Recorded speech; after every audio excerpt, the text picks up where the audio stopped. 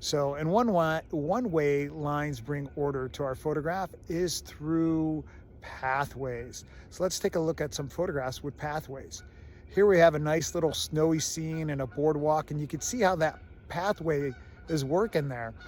As our eye, the viewer's eye, just follows that pathway down through the photograph, and it goes right around off to the right, and your eye just follows that. So that's what pathways do for our eyes, and they could be many different things in a photo. Now with this boardwalk, the boardwalk and the fence, the guardrail on the boardwalk act as pathways, but you can also just have a fence line act as a pathway for your photograph. I'm sure you've seen photos like that. Or roads.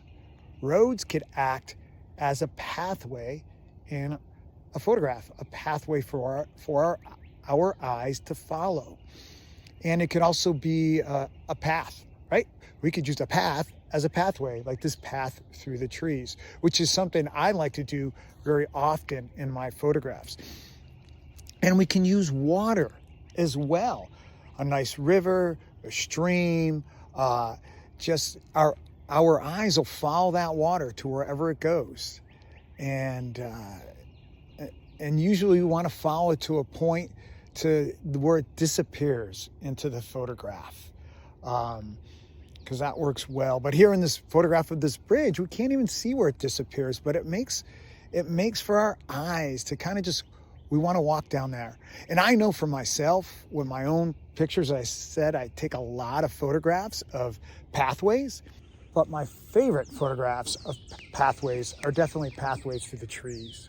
Because when they're done right and the lighting's right, I see a lot of beauty and mystery in those photographs, and wonder and peace.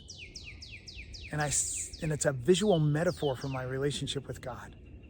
Because in God, I see beauty, I see wonder, I see mystery, I see peace, and I want to walk down his pathway and draw near to him. So that's it. Tip number 4, pathways.